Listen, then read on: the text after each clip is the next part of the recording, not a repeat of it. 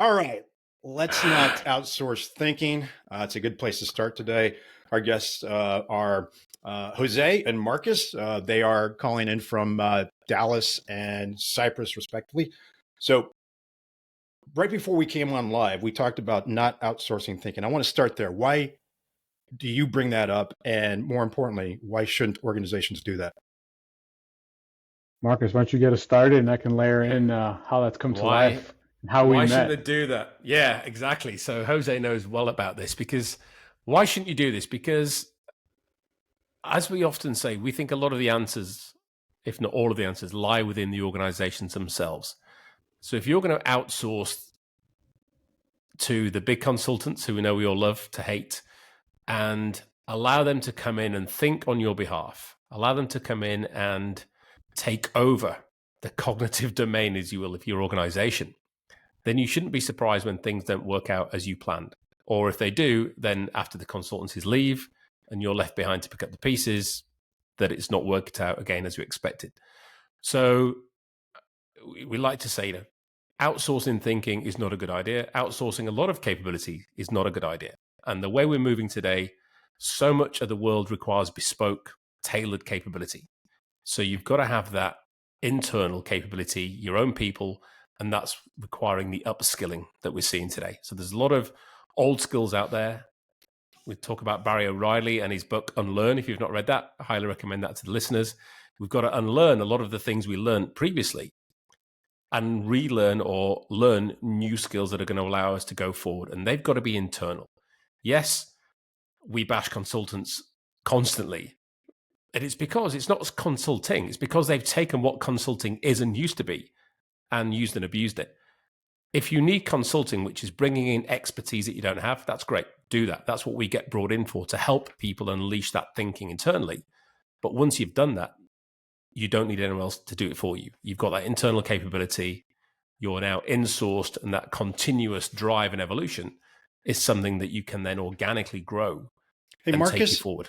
That's a horrible business model, by the way. I know. Right. I know. So exactly. You run yourself out of an organization because you're building internal capability. Yeah. That's not going to scale, man. I got bad news for you. Doesn't need to, because you've got people queuing up at the door to take you to the next place. So it's high volume, that's right. quick turn. And that's what we need in the world right now. I agree. You think about outsourced thinking right now. I think we're all susceptible to it with our electronic cigarettes here, our iPhones, our access to the internet, our electronic nicotine. I know a lot of my thinking is done by Fox News and CNN and whatever else, somebody that I'm following, and the echo chamber that I'm following. We just saw some recent developments from large corporations that are potentially providing information to people that isn't surprising. So using some language from some of the things that we talked about here on the show. People do not like to be surprised by information. So when you go into an organization and you tell them you have some potential tools that they can use, and we can talk about red teaming tools a little bit later on, but you provide them some tools that look different from what the large consultancies are giving them, they're more than likely going to push you away. And that's what I've seen over time. I just want to get your thoughts on that, both of your thoughts. Have you seen that as well? And if so, what can you do about it? Hey Marcus, let me take a stab at that, because I do think there's some utility to bring outside in thinking, right? Fresh thinking.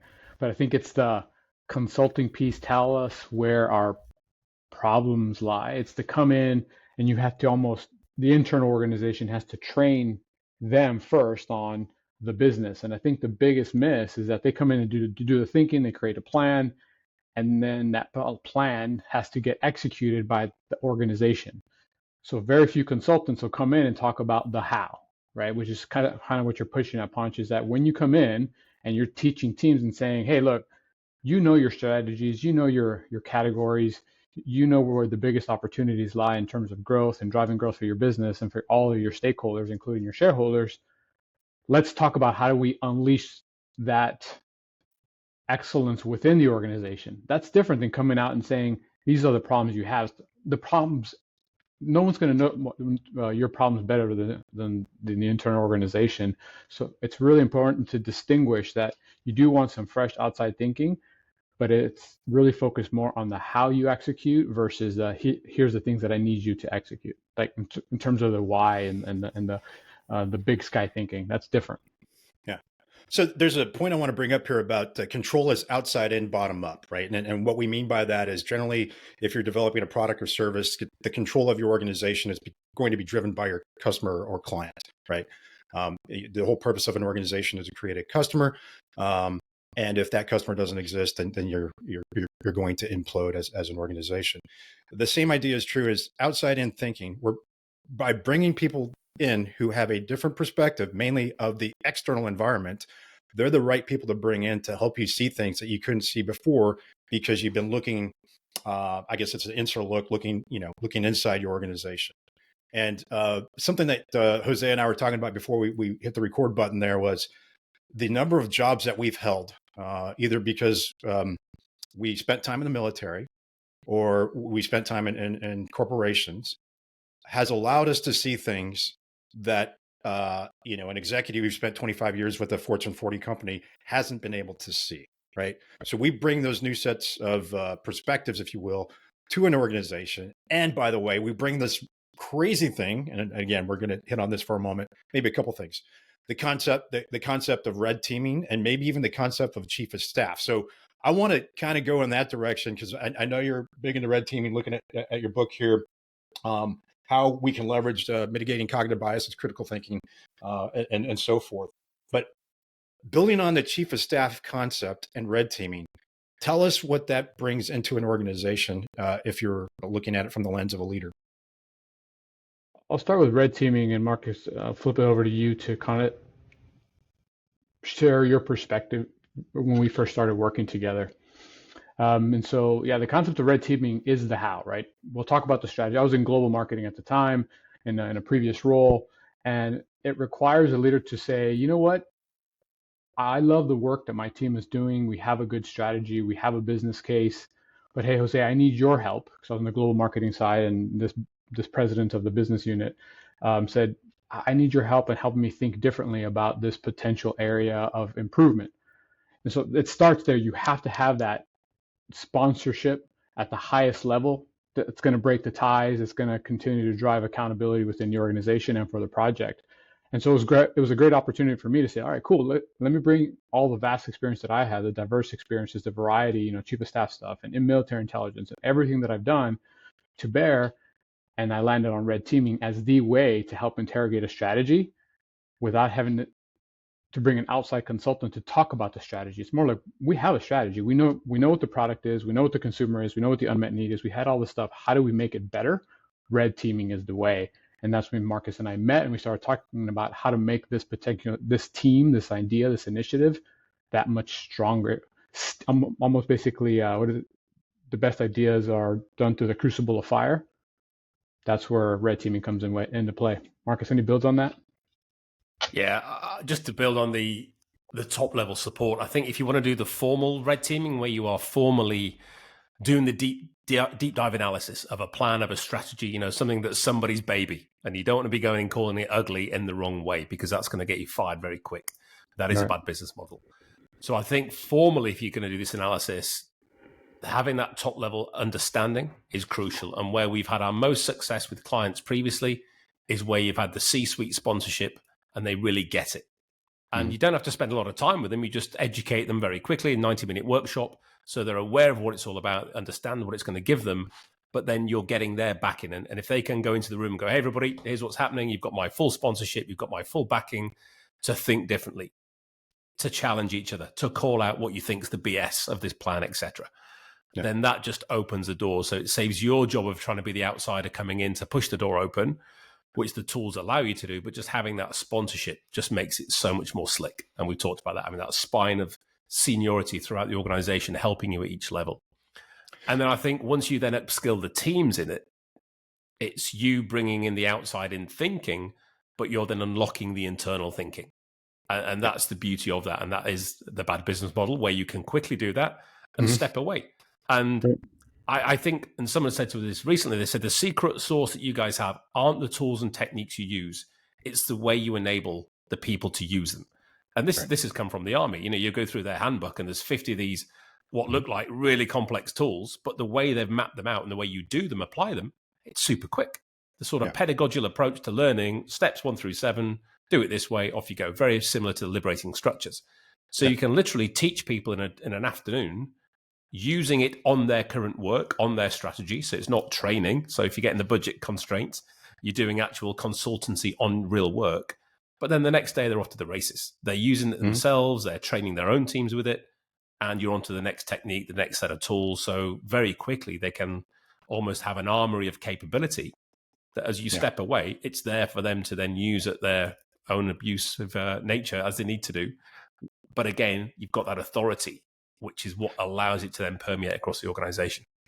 So I think Nigel Thurlow. He once shared with me that there's people out there that have a lot of experience, right? And it's that experience that we bring to the fight, if you want to call it a fight, or to the corporation. The UFMCS Red Teaming Guide is available online. Anybody can download it for free right now. Anybody can pick it up and go out there and say, this is what you need to do. Why is that a bad idea to have somebody just download that book or that free guide and just try to implement it? I mean, because they can, right? Or is it a good idea? Yeah. I think it's a bad idea. It's like anything. I can take any book, any manual, and I can interpret and go and have a go, which is fine. And we've seen that happen. But it's like anything. If you just have a consultant / expert show you, it's like, I don't play golf. I could spend all day at the golf range swinging the bat as long as it takes. 10 minutes with an expert, just show me some positioning, some stance, some swing positioning. Boom, I'm off all day long. I'm 100% improved within 5 minutes. So yes, by all means have a go, but also, as we know with these tools and techniques, they are very powerful. Yep. And used in the wrong hands or used the wrong way. And literally we had a coach go off and do Think, Right, Share. And kudos to them. They came back and they said, we made a complete hash of this. It all went, really bad. We hadn't pre-briefed the team about how powerful this is, what it's going to do. It unleashed a massive can of worms. Everybody started getting really antsy. Yeah. And I'm like, wow. And he's like, what did I do wrong? So I asked what he did.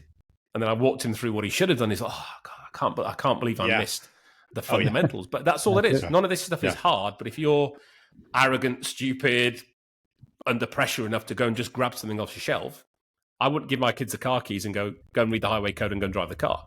Yeah. An hour in the car is going to give them a fighting chance. And I think that's why you shouldn't do that sort of stuff. I have a similar experience. We used Dave Snowden's Ritual Descent and Red Team. So an internal view of a world. Yep. And I remember it got spread around the company, and then somebody asked me, hey, can you come in and do a Ritual Descent? I'm like, okay. And they explained what they wanted. And I'm like, that's not what this is. You need a red team, which we can provide you red teaming techniques, and Ritual Descent could be one of them. Yep. However, what you're asking me is not a Ritual Descent. And they went and said, well, that's what we want. And I'm like, okay, well, I happen to know somebody who wrote a book on this. Right. And that's not what it is. So I agree with you. And I want to go back to your military experience, both of your military experience and red teaming, or why you have 20 plus years of red teaming experience. That experience that, I had in the cockpit red teaming, which we didn't call it red teaming back then, which it's just good practice, right? We lived this for, I don't know how I spent 28 years in the military, something like that. But that 28 years of experience, I've seen strategy, I've seen operations, I've done air show demonstrations, I've done all these things. That helps me bring that, hate to call it a mindset, by the way, that thinking over to an organization or corporation. I want to get your background on it. Where did you first come across red teaming? Was it in your military service? And just some ideas on that. Where did you come across this the first time? Yeah, for me, it started in school. Squadron off, or actually reserve. I'll go all the way back to, I think, school. We read a couple of different books centered around red teaming, the OODA loop, of course. Just everything military doctrine. You kind of learn the doctrine, right? They didn't say, okay, now apply this to your everyday jobs. And then when I went to active duty, I actually used it in a classroom scenario planning when I was in military intelligence school. So then I knew the idea, the thinking of red teaming and what it's supposed to do. And your point, we didn't really call it that. We just it's more about interrogating the strategies from an outside in perspective where things can go wrong. But then I grew up in the corporate world. You never heard about it. You would see it as called as wargaming, which I think is, I don't really like that term. It's kind of a dumb term. It's like you're not really gaming war. War isn't a game. So it's kind of, why are you doing that? So I said, hey, I don't like this term. Well, this introduced the concept of red teaming, and then that started to catch a little bit more momentum behind it and about breaking that inertia. I do want to revisit something you said, Ponch, in terms of outside in thinking and how do you break the inertia of, hey, I want a consultant to come and tell me what I need to do. And then that company that hired you said, I want to do specifically this one exercise because I read about it in this book.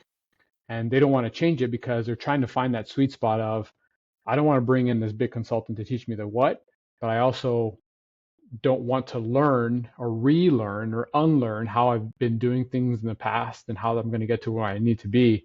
And I think that's really critical, is that finding that nuance where guys like you, like you, Ponch, and Marcus find that niche where you say, I'm going to bring in a certain level, a different type of thinking and a different type of application, but then I'm going to go away because I need you guys to execute it. You own it. You know the ideas. You know where the opportunities lie.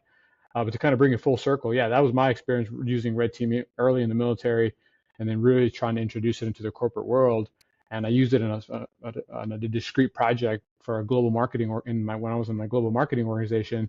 And then when I transitioned to corporate strategy and transformation, I trained my whole team on how to do it, because we were talking to business units and agile teams and product teams and IT, every type of team you could think about. We use red teaming as the way to deconstruct the barriers of adoption.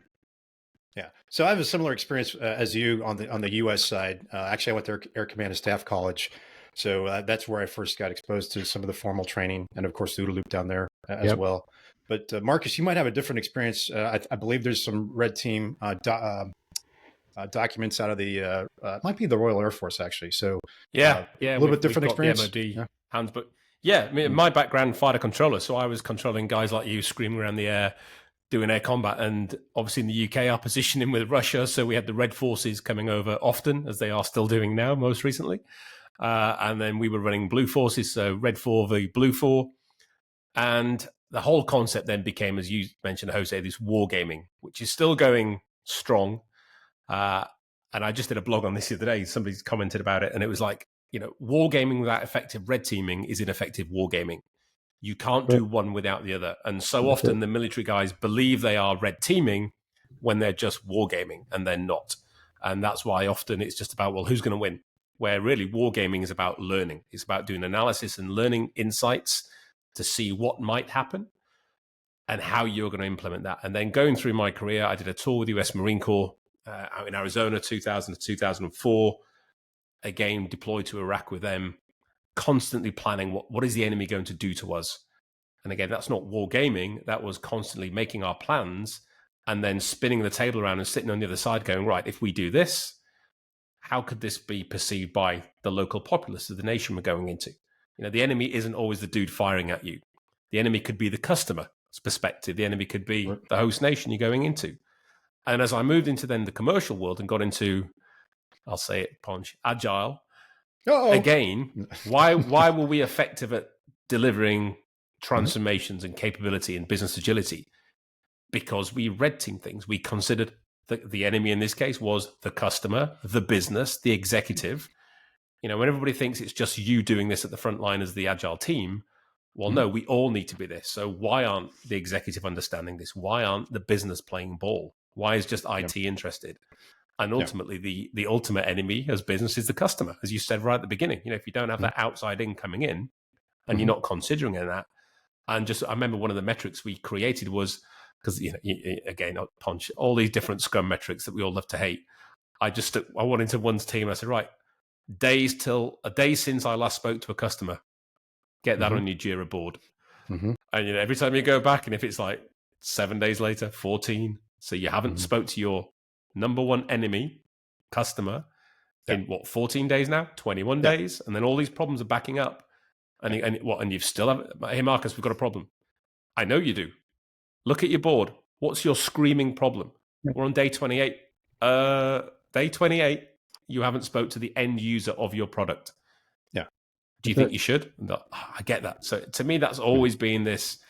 And again, we've never used the term red teaming per se. It's just this alternative perspectives. So again, understanding who your stakeholders are, understanding who are the influencers outside of that stakeholder ring.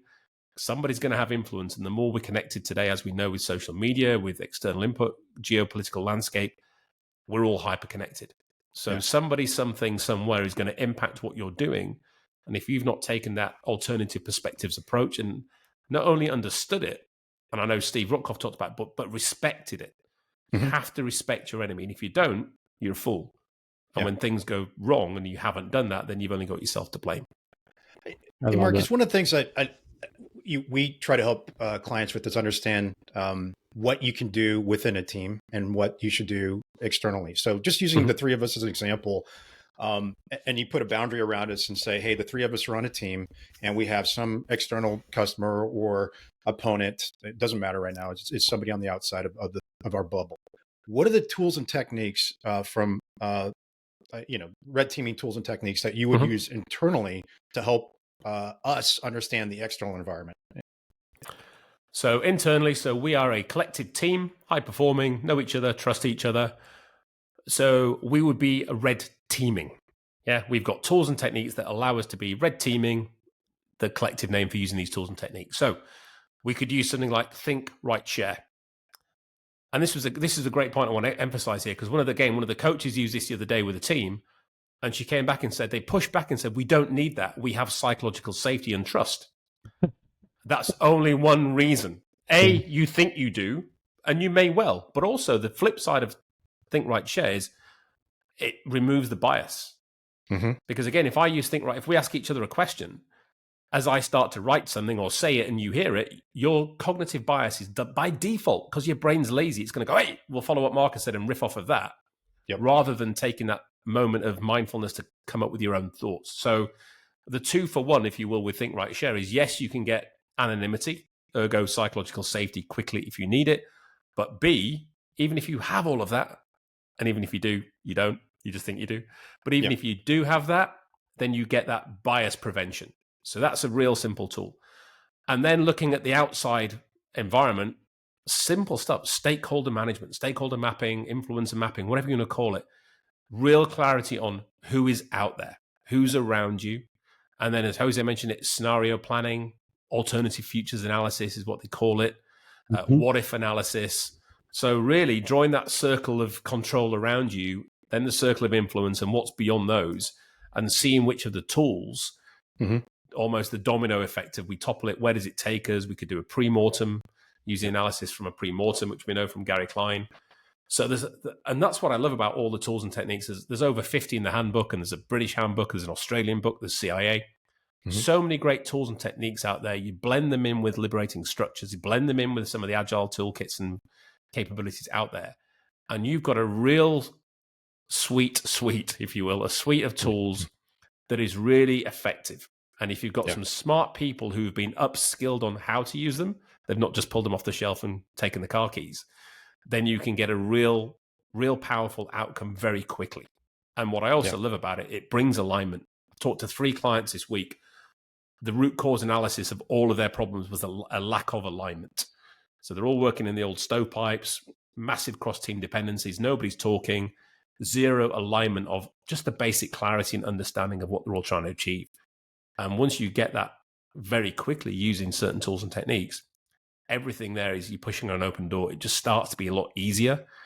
Because again, as we say, most organizations die from self-inflicted wounds. Most of the problems, 70% of the problems an organization is facing are caused by internal, what do you call it, Jose? MVB? Minimal viable bureaucracy is what we're trying to achieve. And I want to pick up on there. Let me pick up on there because I think you were talking about external. You both said kind of like the external enemies, could be customers, competitive environment, the political landscape, whatever it is, right? One of the things that this goes back to, I'm going to kind of tie it back to Ponch, your question about the role that the chief of staff can do or generals can do that's internal, and they're charged to be the and I can't think of a better metaphor, but like the lightning rod essentially, but also the ultimate dot connector.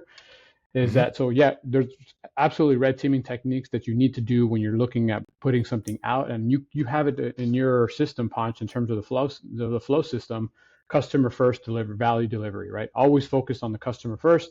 Customer doesn't care about all of our internal strategy, about how we do anything like that. And so what I've really focused on in all the roles that I've held, especially over the last 4 years or so, is almost the enemy within. And I think you just covered it, Marcus, right? It's what is that bureaucratic inertia? How internally are we clear on what the priorities are in terms of how we work, how we communicate to our teams? And the chief of staff's ultimate job is to drive congruency across all of those departments.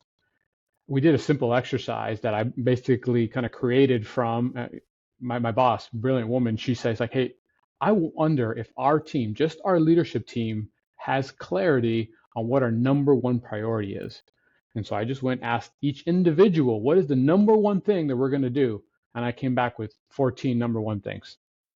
And then we also did the rhetorical question, wasn't it? Yeah, exactly. So I want to. So the activity you did or action you did is basically a think, right, share, because you went to them individually, right? But collectively, you can still do that in a room. Use TWS to we get did, that. And we did it both. Right? We did individually first. Is you tell me what you think my priority is, and lay out the priorities for all of your team members. It was a really cool exercise. So think, right, share exercise of focused on prioritization. And then we collectively got together, and I put it up on. I put the big grid on the screen, and everybody was like, "Oh, interesting." We came up with, 12, 24 different priorities. Or you think I should be doing that? I didn't know you thought that's what I should be doing. So it was also just tracking that inertia, bureaucracy, whatever it is, and just lack of communication, psychological safety. I mean, that's an ambition, but it doesn't happen automatically. So when you said that, no, we don't need to do this, we don't need to do think, right, share because we have psychological safety, that's like an immediate red flag, right? I mean, you have to constantly do think, right, share. Yeah. What is that? It's an assumption, isn't it? Yeah. And, we've got the key assumptions check as a tool itself, which we look at the documentation, the strategies, the plans. What are the assumptions in these? But go back a step. What assumptions are we all making? The three of us come into a room together, and you see this all the time with the big room planning, strategy sessions. You walk in a room and everybody has an assumption about everybody else, that everyone knows a certain level, has a certain thing, is bringing a certain capability. And as you go through the day, you realize that that assumption is just wishful thinking. But you've wasted so much time. And one of my big mantras is slow down to speed up. And if you just take 10 minutes, 15 minutes to level set the room, again, going back to alignment, right, what are assumptions am I walking in here? Right, I'm assuming that, Jose, you've read the documentation, you're up to speed, you've brought all the skills I expected you to do. Have you? Well, no. Great. In that case, everybody, let's just take 10 minutes to read up on the document so we're all at the playing field level. Or, hey, Ponch, I believe that you were working here last year and you did this there. Is that true? Well, no, I did that. Okay, great. I'm so glad I knew that because I was expecting you to come in 2 hours in this next set of techniques we're going to be doing and bring that piece of information. You don't have that. No. Do you know who does? Yeah, Susan. Great. Let's call Susan and get her here because we're going to need that. So this fundamental simplicity of what is human nature, the assumption that we've all got psychological safety, so we don't need to do think, right, share. The assumption that we all know what each other's thinking and are bringing to the game. Yeah. Just things that we don't take the time to just consider because we're all under the cosh of speed. We're all in a rush to just get on with it and do that solutionizing. And I think that's one of the most powerful things that we see with clients is just chill. Let's just take some time. Let's just look out the window. Let's just talk to each other. Let's just make sure that we're all on the same song sheet, on the level playing field. Because if you're not and you set off, you ain't going to be going as fast as you think you are. And when you get terminal velocity, all the wheels are going to come off and you're not going to know why. Yeah. That's one of the best approaches for a retrospective or debrief is to put it towards the top clearly. And that is to ask folks, what is it you were trying to do? What was the shared goal? And then if you have the 14 shared goals, 14 different goals, you were never a team to begin with. Right. Yeah. And sometimes, that's okay because some of the games we play, if you want to use sports as a metaphor here, sometimes we're a wrestling team and we do have 14 different goals because we have 14 different matches or whatever. And that's all context dependent. And then I want to go back to what Jose was talking about with the lightning rod metaphor, that's what I kind of feel like when we're consultants, because we bounce around throughout the organization. We do these red teaming techniques, and we see things that leaders don't necessarily see because they're behind their PowerPoint and their Outlook. But the chief of staff role, if I'm hearing this correctly, Jose, as we're running around as lightning rods as consultants and helping build the internal capability, and maybe that's a leading question, who is actually going to be, who should be leading this type of initiative throughout an organization once the consultants leave because they have a bad business model? That's the chief of staff. You said it right.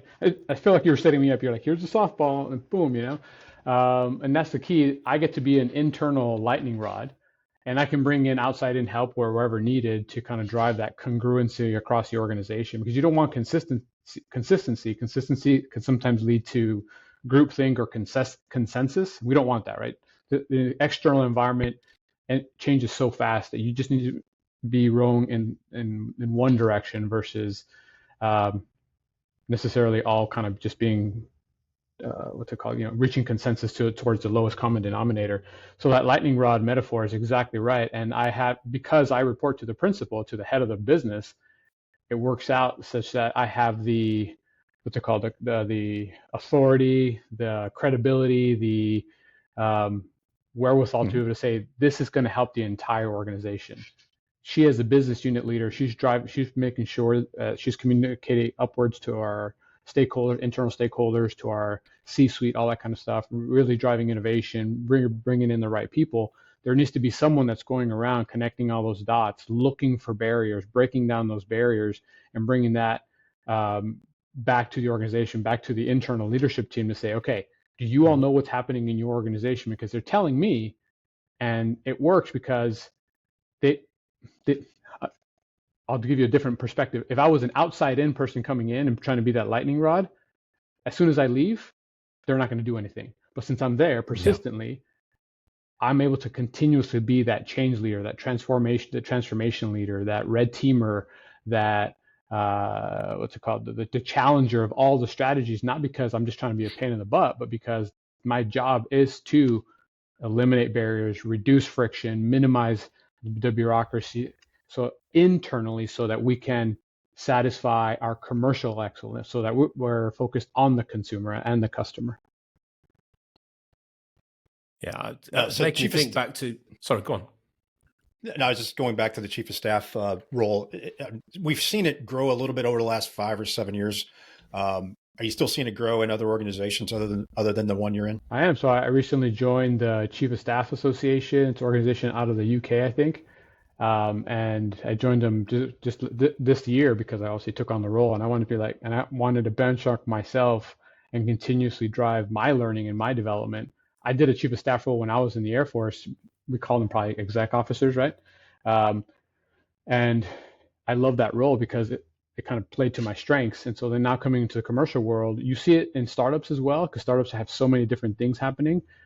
Through the work with the Chief of Staff Association, you see, we did a recent, just work group meeting with 20, 60, something like that. It's a huge number of chiefs of staff, and I was put into a room of 20. And just in the room, we were talking about the various roles that we each all have within our organization, nonprofit, for-profit, startup, you name it. We kind of covered the gamut. And although we all see similar problems, similar challenges, being that lightning rod, being that transformation agent, building the capability, challenging the leadership, all the things that you would kind of tick off for a chief of staff, it comes to life differently. But ultimately, we're all in service to our customer, our principal, as well as the organization which we serve. And so you're starting to see that the chief of staff role, especially at the high levels of leadership, because you need that sponsorship that Marcus was talking about, is creating more incremental value because it's a persistent role, not necessarily a one and done, come in for 3 to 6 months and just kind of do our strategy and leave. I get to do all of that. I get to do the strategy, I get to do the operations, I get to do the commercial excellence, I get to build the capabilities. So I think in the next 5 to 10 years, people are going to start seeing the value of having a chief of staff role that can connect those dots, be that ultimate generalist that's independent, but also dependent, and drive that transformation within the organization for sure. Can you bring together disparate ideas such as I'll use human and organizational performance, HOP from the safety world, safety to safety differently, and Agile? Is that something that the chief of staff role should be doing, as well as looking at everything on the spectrum from resilience to agility to innovation, or do those need to be broken down into silos? I think they need to be looked at as a suite of tools, a suite of practices, dependent on the challenge, right? Because in corporate, you create annual business plans, you create annual operating plans, but you also create 3-year, 5-year strategic growth models, all this kind of stuff. And getting the thinking through the organization in service to creating incremental value for your end user or your primary customer, you might have to use one or multiple of those techniques depending on what you're trying to do within the given year or the context. If you have a lot of innovation coming through, you might need agile teams or some agile practices, maybe some scrum teams to get the innovation launched faster. If you're trying to scale a learning or scale a capital investment across multiple regions, you might have to do some other type of scaled learning or scaled adaptation of lean or waterfall or something like that. So it just depends on where you are in the organization, what's the big objective for the year, because you have to track all your performance on a quarterly basis, especially if you're a publicly traded company. So the chief of staff needs to be able to work with their principal and the leadership team to say, what tools and techniques do we need? Where are we? We need to assess ourselves first. It always starts internally first. Do we have the right capabilities and I know the mindset word can be polarizing, but do we have the right mindset to be able to do the things we need to do? If yes, once we're operating as a high performing team and we're cascading and pushing the decisions down to the team and it becomes a two-way street, then the techniques and tools that we apply just vary depending on the business need. Hey, Marcus, you had something before we jumped into that. And if you don't recall, then I'm going to throw something at you that may be hot. And that's the state of Agile. State of Agile, we'll come to that. No, I was just thinking, as Jose was talking about chief of staff and thinking back to the days where, and you'll remember this in the military, the knowledge wall. You go in these big operations rooms and you've got these multi-screens. It started off with the old boards and China graphs, but obviously moved to digital. And you'd walk in and there'd be 20, 30, 50 screens running. And there's live feeds, there's data, there's spreadsheets, there's chat rooms going on. And the general's there, the senior in charge is looking at all this and taking all this information. And this is all being run by some super smart junior young lieutenant. And the XO's in there helping that lieutenant get the feeds up, get who's. So he's calling out, he's like the ringmaster, the orchestra conductor who's enabling all of this. And that's what I'm seeing the sort of chief of staff role becoming nowadays in businesses. And many organizations are creating the awful term, the war room. I've worked in big banking. They have this war room where you walk in and again, there's TV screens everywhere.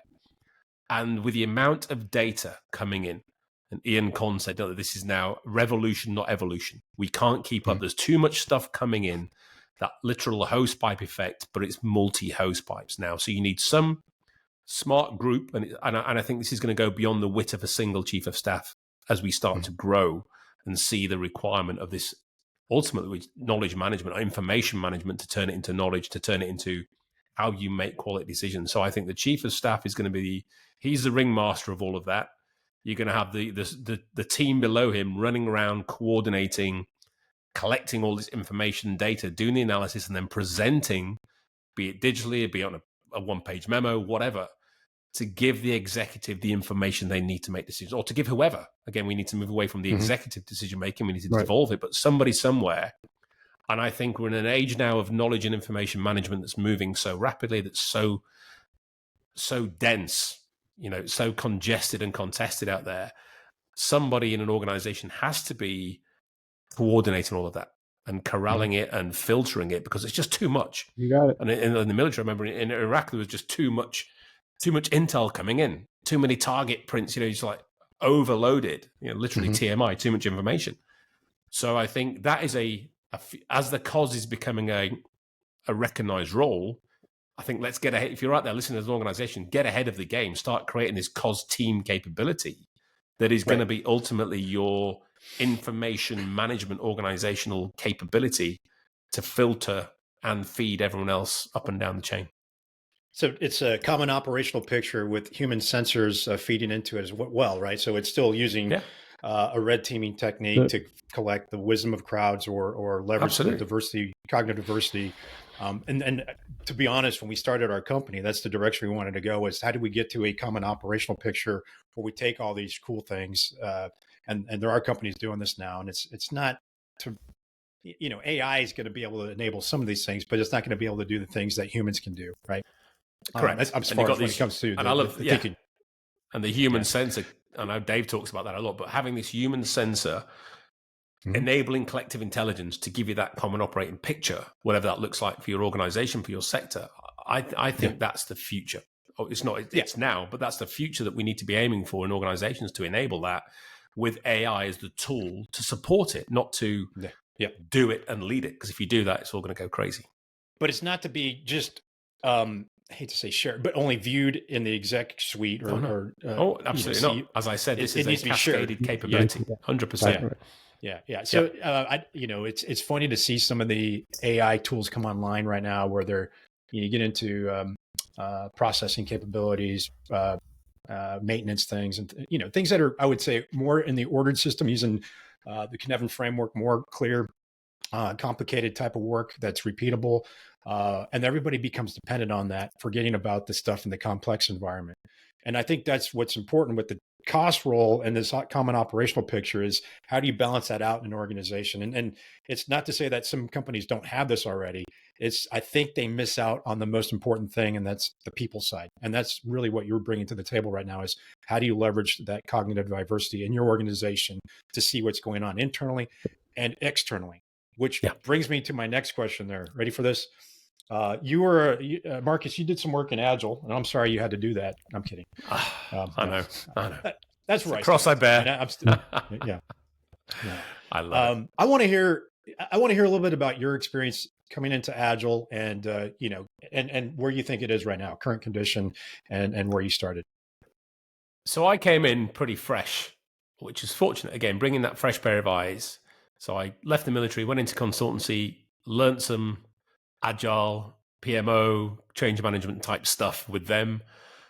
Didn't stay there very long because of the lack of ethics, but then went into banking, started doing Agile with a great team of really good experienced leaders who've been doing this for years, from the tech IT delivery, really up for doing things differently.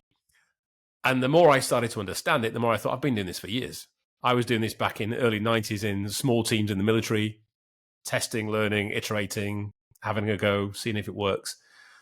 And then as we went into banking, obviously I then started to be surrounded by the big consultants. You name them, they were in there. I've hired them, fired them, worked with them.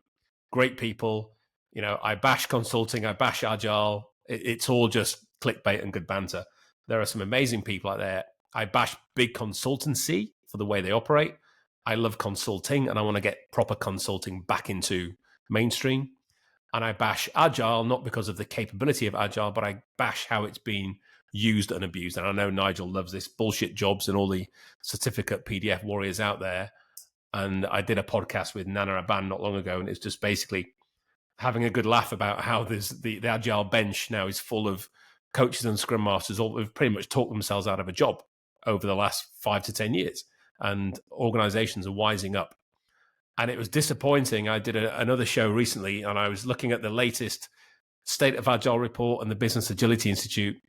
And in 2018, I remember doing a presentation in London, and I put up the Business Agility Institute, the top 10 challenges to why Agile transformations are failing. Number 1, leadership and management. Mm-hmm. And then 2019, I had 2 slides up. It was 2018, 2019, leadership and management. And this year again, or 2023, ineffective leadership and management yet again. And what's hilarious, and I'm going to read this out. The State of Agile report. 97% of C-suite members believe they role model Agile behaviors, but only 2% of delivery team members agree. 2%. Mm. So that's a disparity between 97% and 2%. Yeah. This is the problem. And I blame this to the Agile coaching community previously. We focused too much on the front end, the team, and we've not taken this capability, as Jose said, up the spine to the top and got the right people on board and engaged. Yes, I know it's hard. Yes, you might get fired. I've been there, seen it, done it. But when it works, it's worth it. And it actually then physically sticks. And Agile becomes a great singing and dancing capability that does what it says on the tin. Yeah. That's what I bash, that inability to make it holistic. And by the way, you might want to involve the customers in this as well. They're kind of important. Rather than me and my little Scrum team, and we've got to get our velocity working, our big shiny graphs and charts working, and everybody is overly aligned, or you've got to do it this way and say it that way. That doesn't work. And it's still happening. This is the problem. And there's so much data now that's showing we're almost on Groundhog Day. And I think we're now seeing finally that Agile's getting cleared house. Companies are just firing everybody who's got that title, and the recognition that we need to do things internally. But what is it that they need to do? They don't have that house. So I think coming in and the great work you guys are doing with Flow and really helping people educate what's important, and the flow of product, the flow of people, the flow of information, and how you then, where we come in, is unblock, the road barriers to that as you go through the organization, as you go through the customer journey. That's all you need to do. Call it Agile, call it whatever you want. It's irrelevant, but it's going back to this really understanding flow of things, flow of stuff, whatever that may be, along that journey that you have to understand as well. People just don't even understand the journey that they're supposed to be going on. So I have your book here, Big Things Fast, a field manual for new team leaders seeking breakthrough performance. And this peak performance is flow. In your book has VUCA. What's that? That's the key bit, peak performance.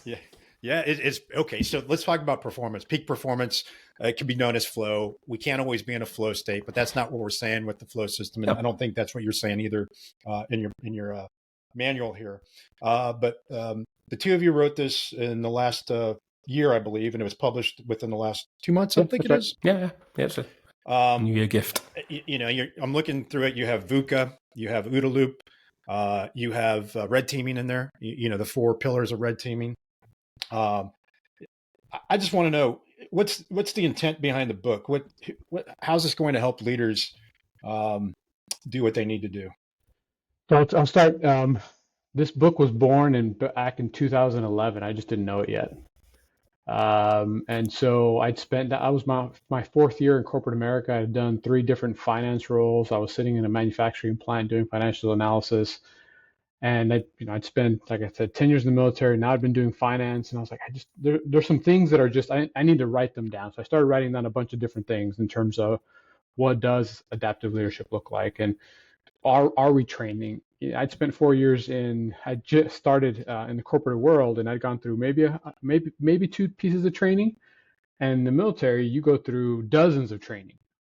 You spent 30 something years, I think you said, Ponch, and in the military, you probably have gone through more training than regardless of rank, right? We know that 4 stars have to go to training. We know that second lieutenants have to go to training. Enlisted have to go through training.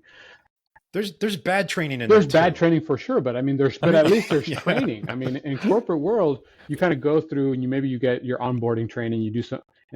70% of it, the 70-20 10 model, is on the job, and then all of a sudden you get promoted. You become a manager. You become a senior leader. Then you become executive, and maybe you don't go to training at all. And I would. Too busy. Yeah, I would ask your C-suite, your VPs, presidents, and say, when was the last time you did some training, actual formal training on people development, leadership, critical thinking, adaptive leadership? And they'll probably tell you, maybe I took a course. I did a workday training.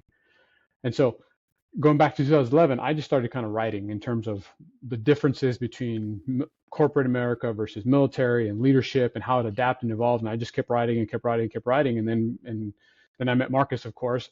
And one of my best friends asked me, he's like, why don't you write a book? And I said, what do I say in this book? And he's like, well, just take everything you've got that you've ever written, drop it in a Google document and see what you get. And so I did that over one Christmas holiday break, and ended up being like, I don't know, something like 500 pages of just stuff, lots of stuff, just stuff, right? And so then reached out to Marcus and I said, all right, we've got something here.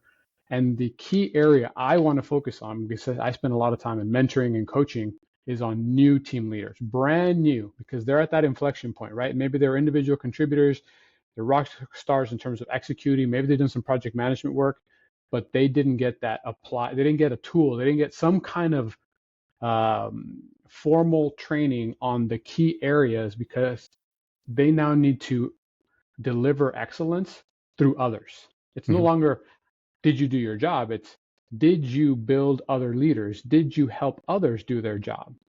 And they don't get a tool, they don't get a training, they don't get a constant companion, which is what you need throughout their evolution as a manager. So that's why we wrote the books. And Marcus and I just started writing and adapting it and changing it and adding on different perspectives. And that's how we landed on those 4 waypoints, right? So develop, it's all around the minimal strategy you need so that we're focused on experimentation. Develop is on all those things you need to develop as a new team leader, as a new manager, as well as your teams. What are the tools that you can use? Like we actually walk people through the tools. Deliver, that's all around execution, right? Red teaming, agile, lean, whatever it is, OODA loop, systems 1, systems 2 thinking. And then the endure is pulling all that together around, okay, great. Now let's say you're in this now virtuous cycle of leading through others, facilitating growth through others, leading your businesses. Do you have the right mechanisms to be able to revisit that and challenge yourself? And that's kind of how the book came together. That's great. Yeah, like I said, there's a lot of overlap between what you have in the book and what we have in the flow system. So, I mean, it's a great conversation to have. We can really pull from or learn from each other. One of the things that you touched on, and I brought this up in a recent training or a recent conversation with some leaders, and that is in the military, we get 99% of our time to train. And what matters, what you put in that training matters. But more importantly, when you're in corporate America or any corporation, you get 1% of your time to train and 99% of your time to execute. Doing safe training is a horrible thing to put in that 1% of your time. And I'll give you a couple examples. Several years ago, and I remember we start doing some red teaming things with a financial institution. I took them through a 1 hour, or about 20 members through a 1 hour training session with me. 1 hour. About half of that group went on to 4 days of design thinking. Right? They came back from that design thinking course and said, "We learned more from you in 1 hour than we did in 4 hours or 4 days of this." And I'm like, okay, now we're getting somewhere. And I think that's when I started to realize the value that we bring is we have to reduce down the things that we learned in that 99% of our time training down to, what can I show you in this 1 hour? Because that's all I get sometimes. Goes back to what I said, that's the secret sauce. That's the key thing that we're bringing to the game is the speed of effectiveness. Yeah. And Marcus, one of the things that I've seen over the years is, hey, we've gone from 2 days of training. And to be honest, when Nigel and I do our flow system training, it's 5 days, right? I mean, we go deep into things and it's a lot of stuff, but you can't take leaders through 5 days of training. No, and then focusing on the how, that's what matters. So how do you distill that down to a group of people that go, hey, we want a workshop, but we want it we want your 2 hour workshop at the end of our 4-day offsite, and you're like, boy, you got this wrong. You want this at the front of your offsite. At the front. Upload it. Yeah. And by the way, everything I'm going to show you is going to accelerate your the quality of output you get in those 4 days.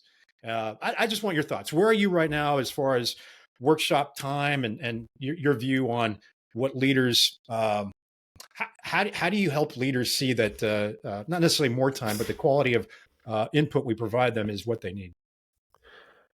Exactly what you said. It's this upfront first. So we often get asked to come in, and I've had this twice in the last 2 weeks, is away days. Hey, I've got a 2-day away day. I'd love to use you as a wrap up. It's a cool, sexy thing. We'll have you close out. I'm like, no. Talk to me what your plan looks like. And I'm like, okay, well, here's where that's all going to potentially go wrong.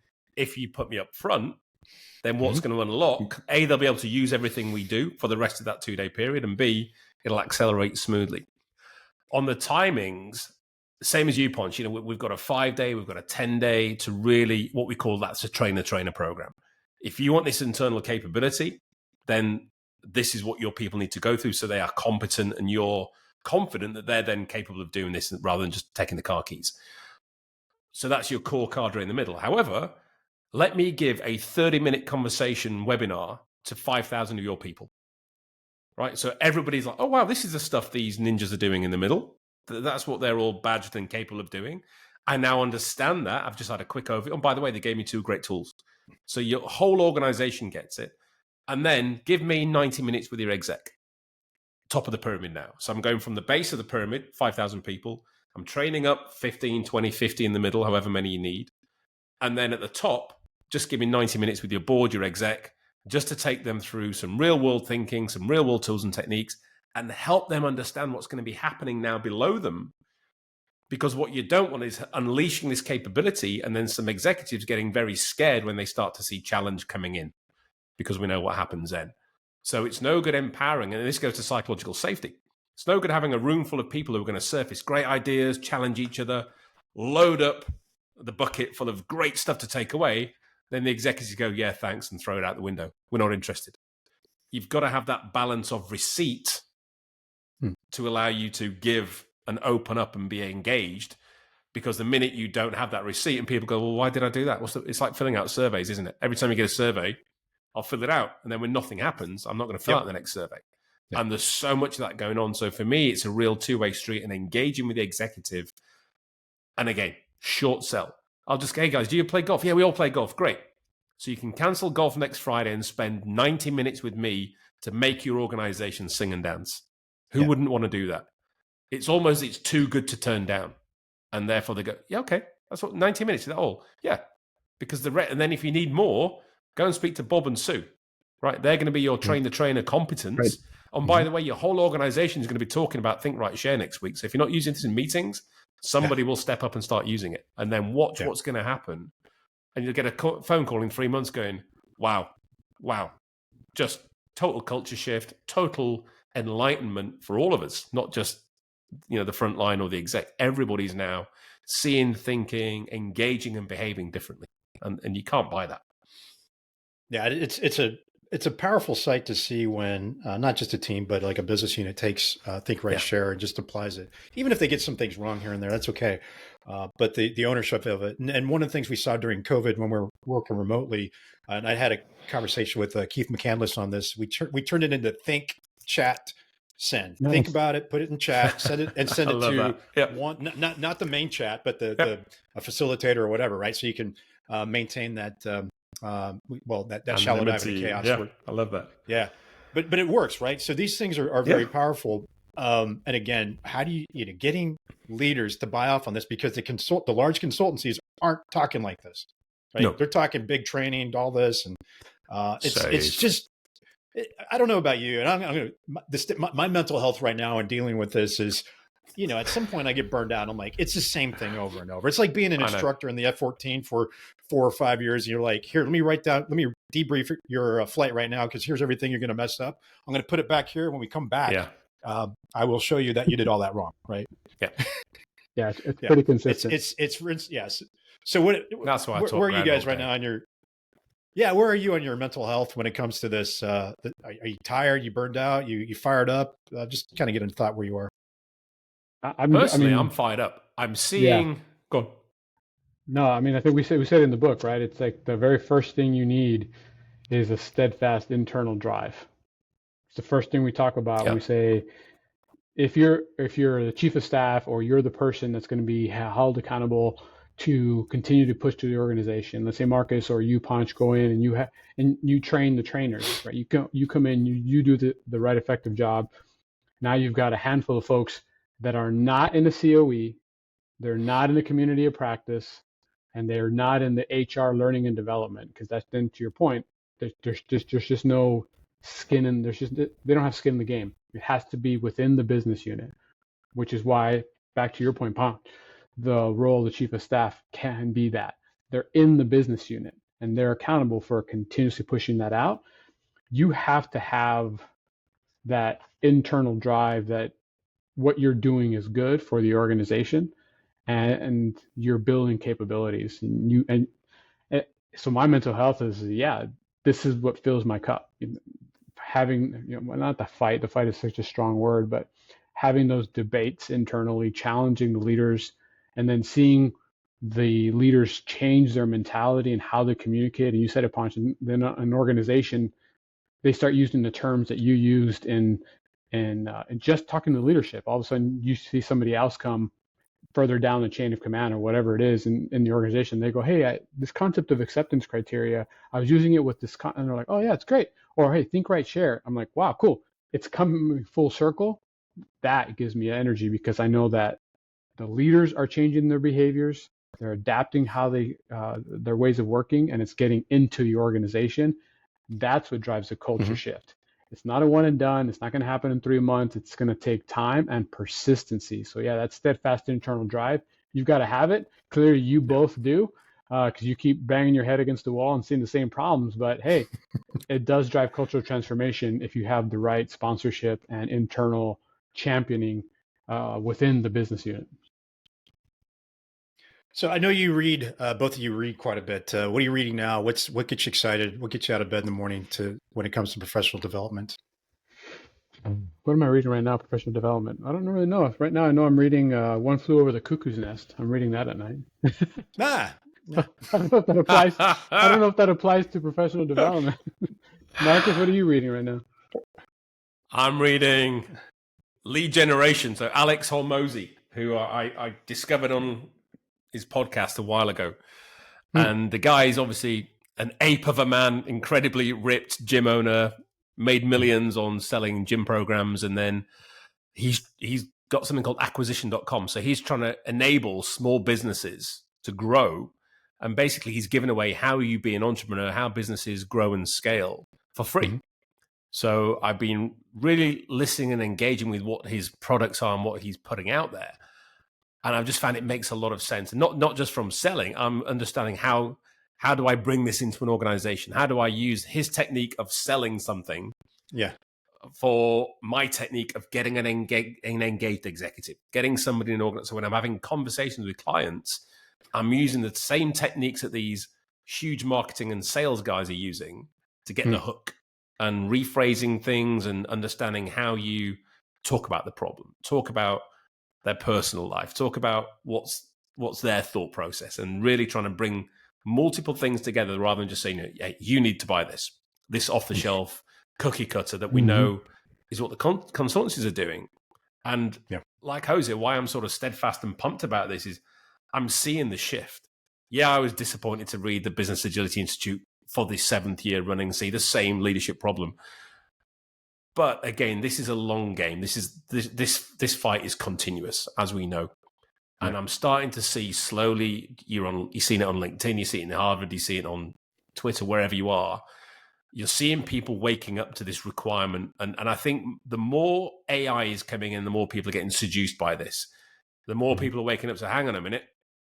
Yes, great. But if we don't parallel move at the same pace, we're going to get left, not even left behind. We're off the table.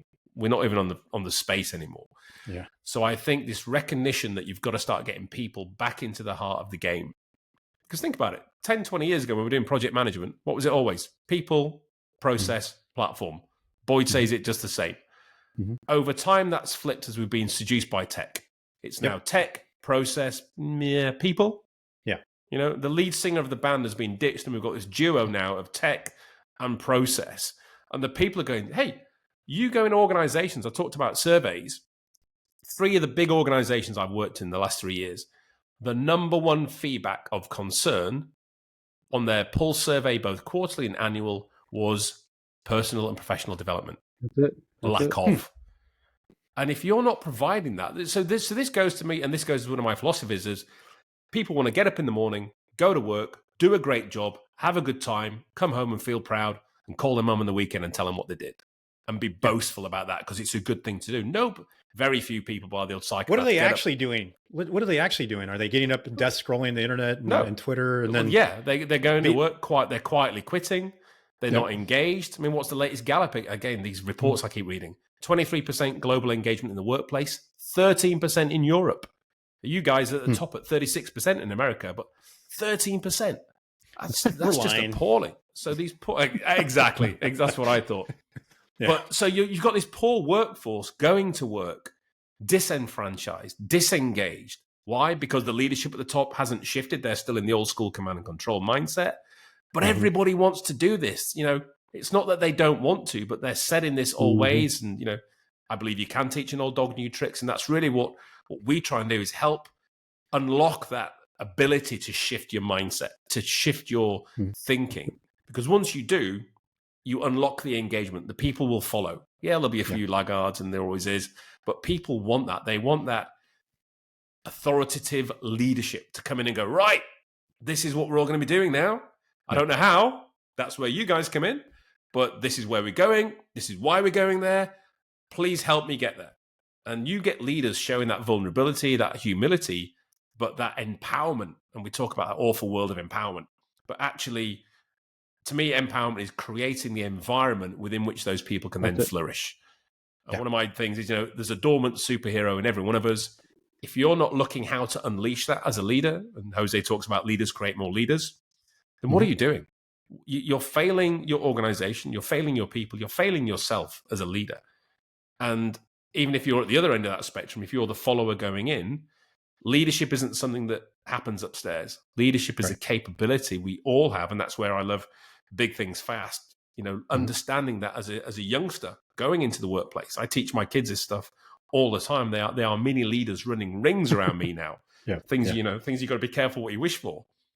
But they're competent and they're capable and they're confident because they know how to engage. They understand what's going on. They get people.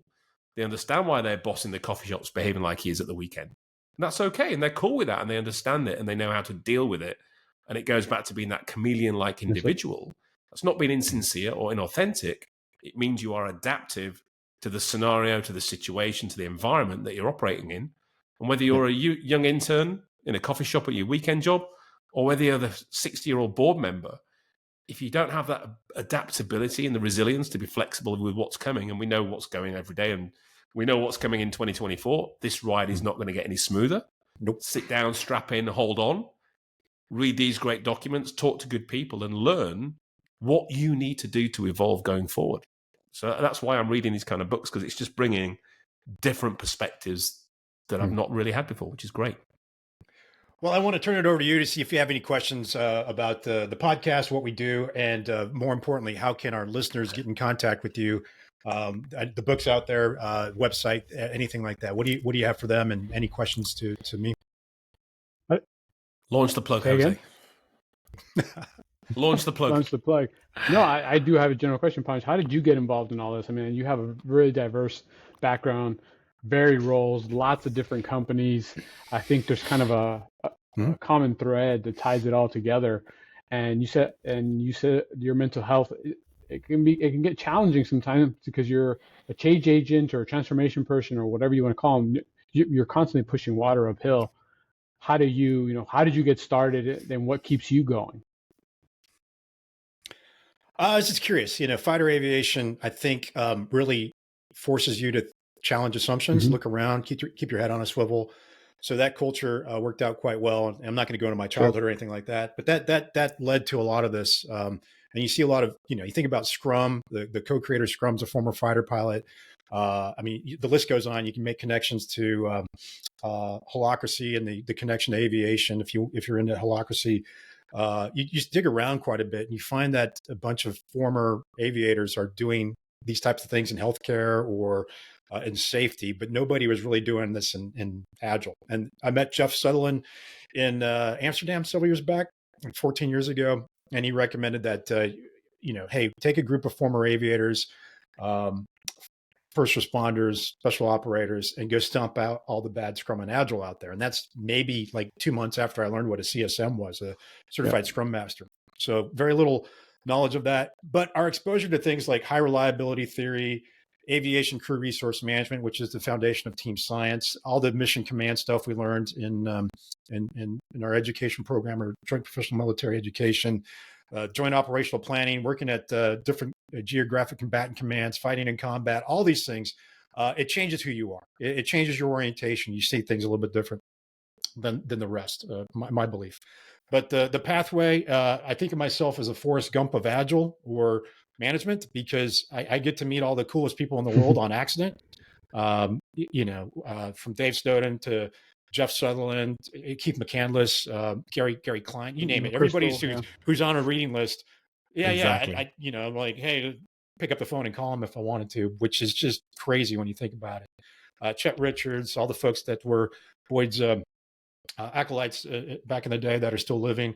We have access to them. So it's there's another aspect to this, and that goes into when you come from a peak performing team or a flow state or a high performing team, you always want to get back, right? Well, I'll never get back to that incredible flow state that I had in the cockpit flying air shows. And Marcus, when you go skiing, there's a reason you go skiing, right? You're trying to be present, and you have some risk and things involved there. That's what you're trying to do when you do that.